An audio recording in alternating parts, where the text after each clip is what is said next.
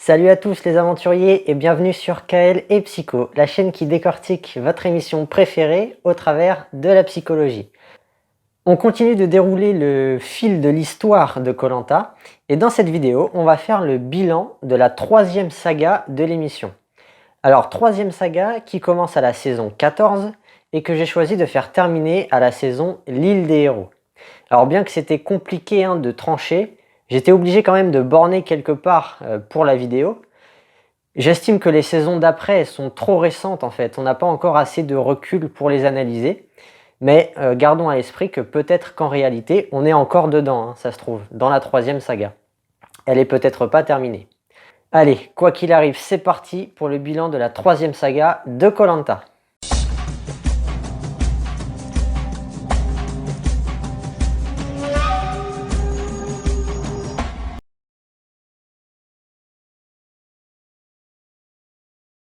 Alors, on s'était arrêté à la nouvelle édition, dans une deuxième saga qui a largement contribué au développement de la stratégie dans le jeu.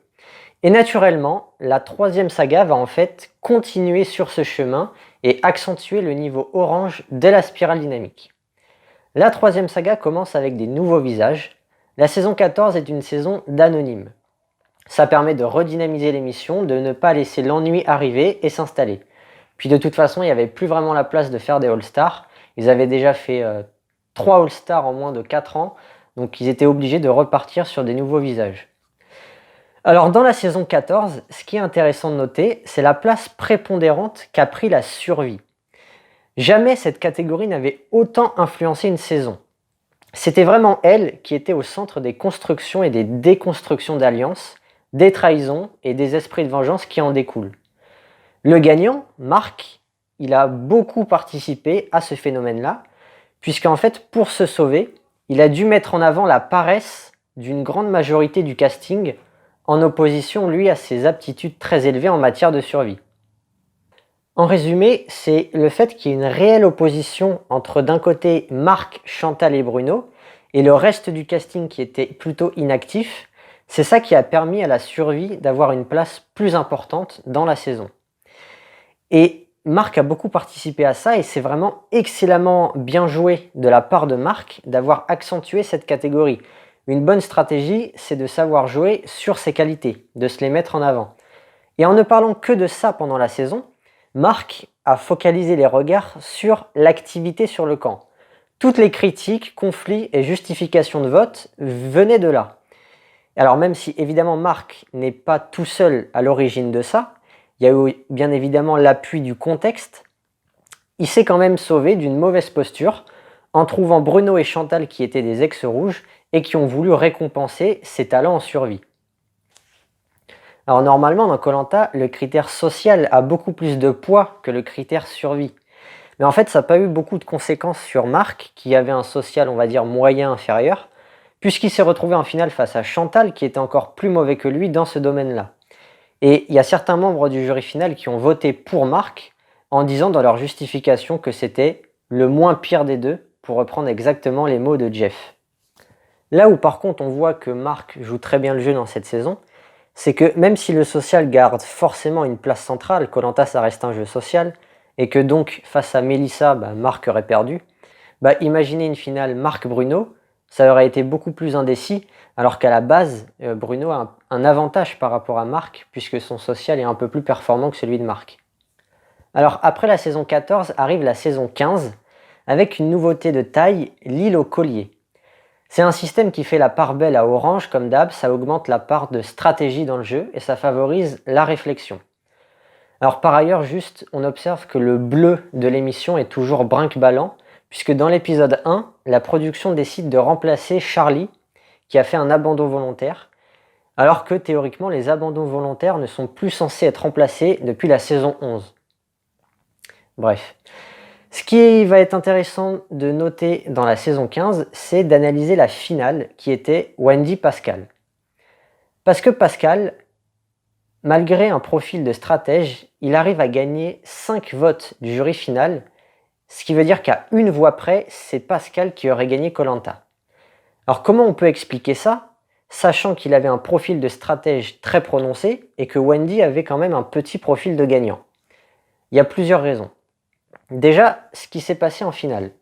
On a d'un côté Wendy qui foire complètement sa finale. Elle finit 3e de l'orientation et elle termine dernière des poteaux.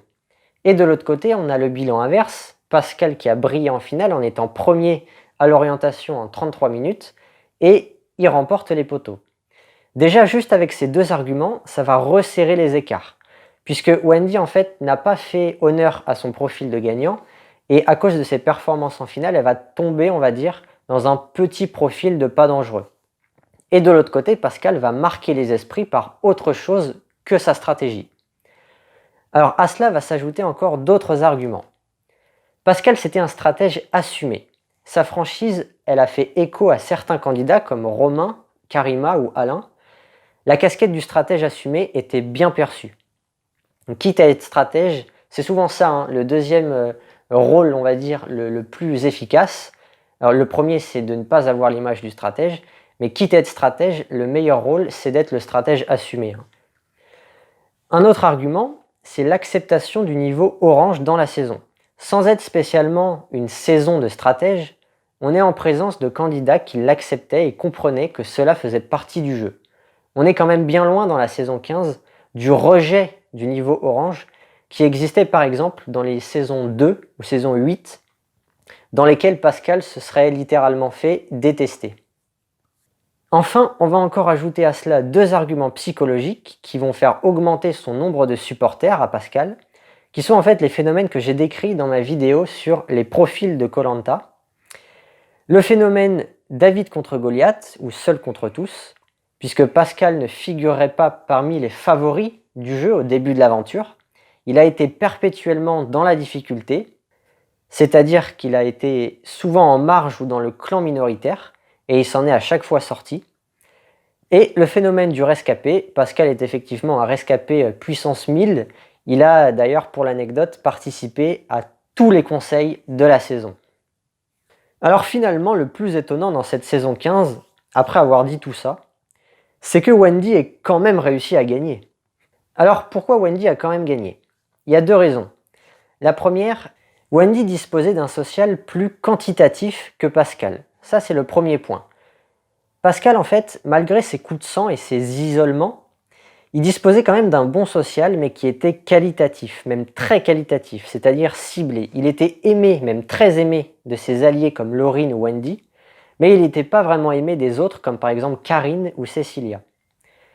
Et encore une fois, on voit bien grâce à cette finale que même avec tous les avantages qu'a connu Pascal qu'on a listés juste avant, c'est quand même Wendy qui gagne, ce qui montre bien la supériorité du social de quantité sur le social de qualité. À cela va s'ajouter un deuxième argument, qui est aussi un argument hors jeu, puisqu'il n'est pas rattachable en fait aux 40 jours d'aventure, mais qui fait référence à la vraie vie, à savoir que Wendy avait 25 ans et avait certainement dans la tête du jury final plus besoin de la récompense financière que Pascal.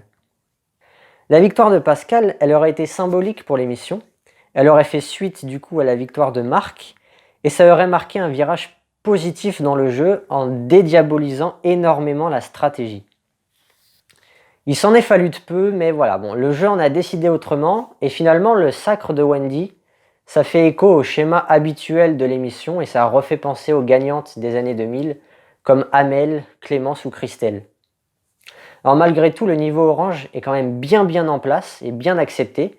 En témoignent encore une fois les votes de Karima par exemple ou Nicolas dans le vote final qui ont voté pour Pascal alors que c'était l'un des principaux artisans de leur élimination.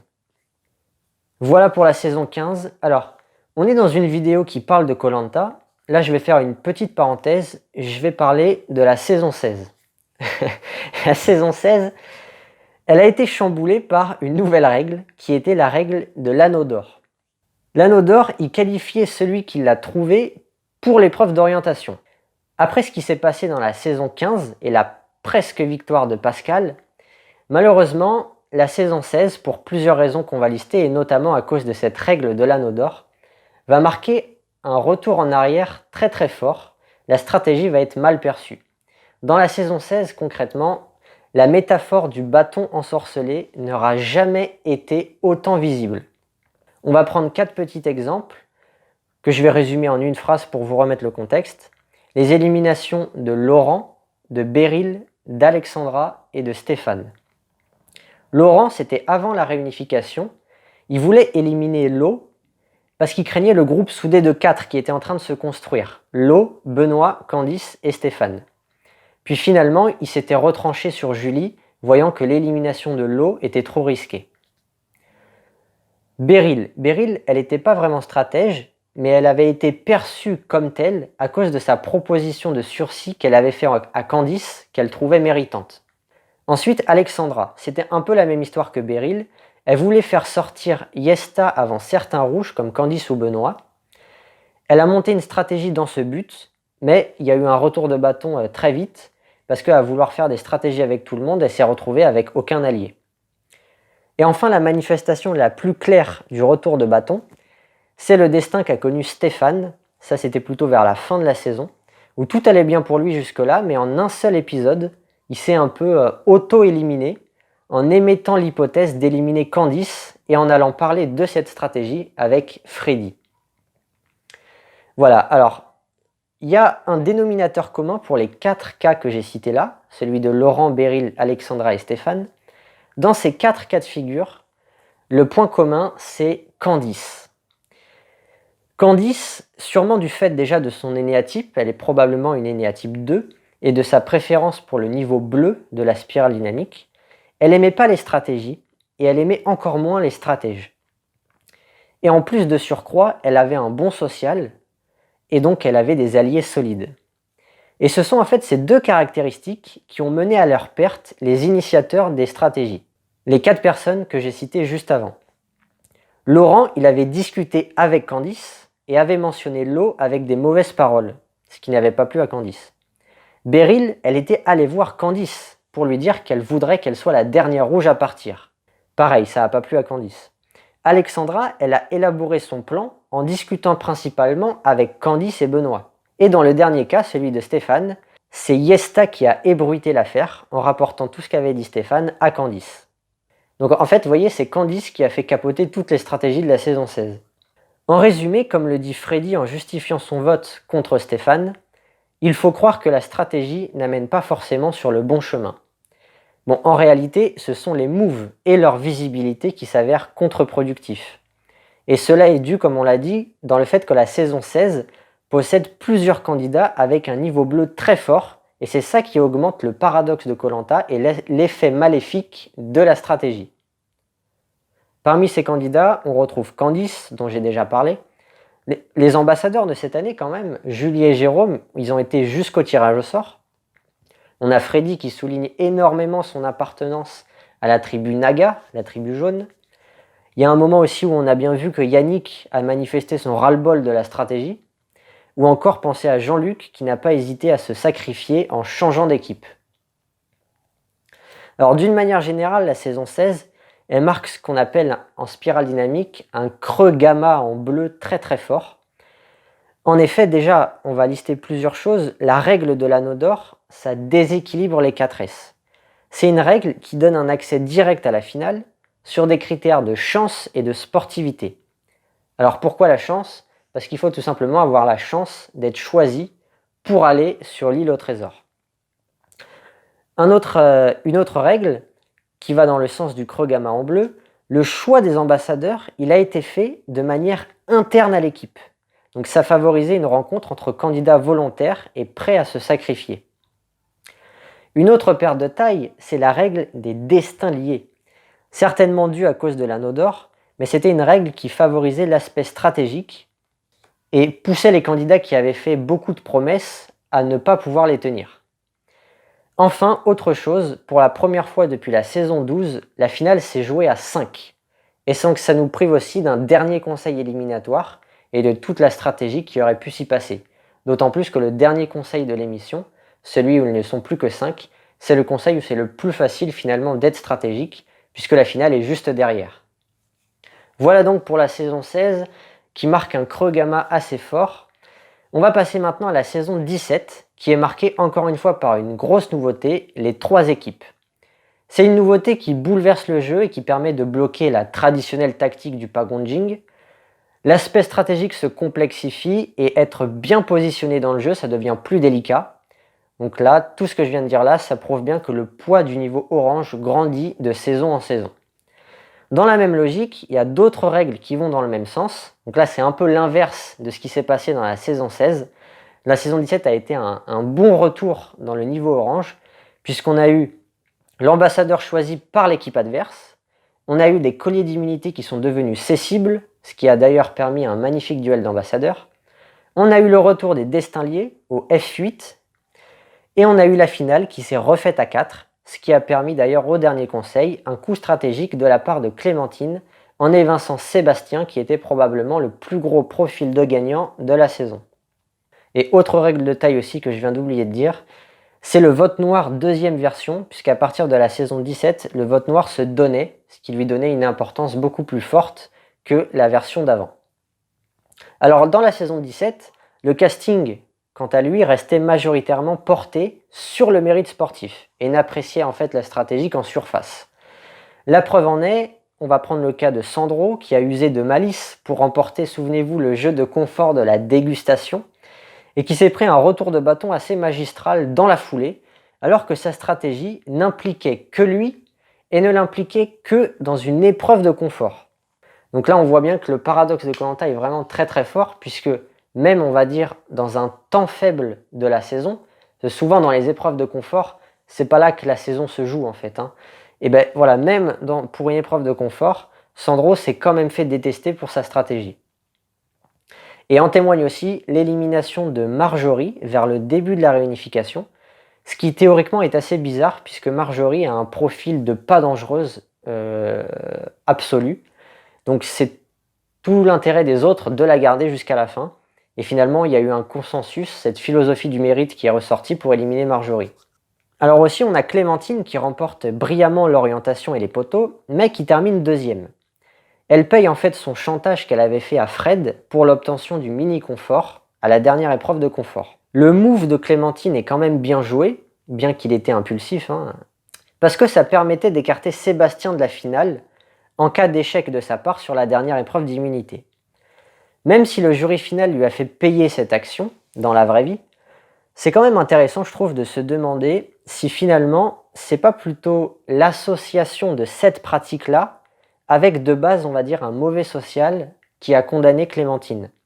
En fait, ça n'aurait fait qu'arroser un sol fertile, si vous voulez. C'est peut-être mieux, stratégiquement parlant, c'est quand même bien joué ce qu'elle a fait. C'est peut-être mieux d'avoir une image un peu ternie que d'avoir réellement Sébastien en finale. C'est difficile de trancher, chacun se fera son avis. Alors après la saison 17, la logique des saisons à thème va continuer avec le paradis perdu pour la saison 18. C'est une variante de la saison 15 avec l'île au collier, mais qui pousse la stratégie, je dirais, encore un peu plus loin, car elle oblige les candidats à s'allier avec des candidats de la tribu adverse, du moins au début du jeu. Et on voit tout de suite la différence avec la saison d'après, qui est un All-Star, le combat des héros, qui avait pour nouveauté les duels entre éliminés, après chaque conseil de la partie pré-réunification. Les éliminés allaient sur l'île de l'exil, et ils pouvaient en fait racheter leur place dans l'aventure sur des performances sportives en gagnant des duels. Ça augmente encore une fois le poids du mérite sportif dans les saisons All-Star. Donc comme la deuxième saga, on voit bien que les All-Stars sont l'occasion de remettre sur un piédestal les épreuves. Après le combat des héros, on a la saison 19 qui est annulée, mais qui n'a rien changé à la dynamique de l'émission. La saison 20 prend le relais avec un nouveau concept, la guerre des chefs. On a eu notamment une réunification à 3 qui favorise grandement la stratégie. On a bien vu d'ailleurs que c'est parti un peu dans tous les sens à la réunification. Il y a eu rapidement une abolition des couleurs d'origine. Et d'ailleurs sur les poteaux, on a eu un ex jaune, un ex rouge et un ex bleu. La guerre des chefs, c'est une belle saison, puisque Cindy a failli gagner malgré un profil stratégique. Ça veut bien dire que la saison était forcément intéressante, puisque si quelqu'un qui a un profil de stratégique déjà arrive en finale, c'est que la saison a été mouvementée. Et si en plus elle a failli gagner, ça veut dire qu'elle a reçu des votes du jury final, donc le paradoxe de Koh-Lanta est moins fort, que la stratégie est plus acceptée. Et ça embellit la saison. Et après la guerre des chefs, on termine la 3e saga avec l'île des héros, un concept original qui va mélanger des anciens candidats et des nouveaux. J'ai pas mal parlé de cette saison-là dans ma vidéo sur les différences entre les saisons anonymes et les saisons All-Star. C'est un concept intéressant mais dans lequel théoriquement les héros devraient être désavantagés, même si dans la réalité la production a trouvé quelques astuces pour les aider, comme par exemple le fait d'avoir mis des ambassadeurs à 4, avec forcément 2 héros parmi les ambassadeurs. Voilà, bon, je vais pas m'étaler, c'est une saison, l'île des héros, qui est dans la continuité des dernières. Il y a juste un dernier point que j'ai oublié de citer, mais qui existe en fait depuis la saison 16, et qui est important de souligner, je pense.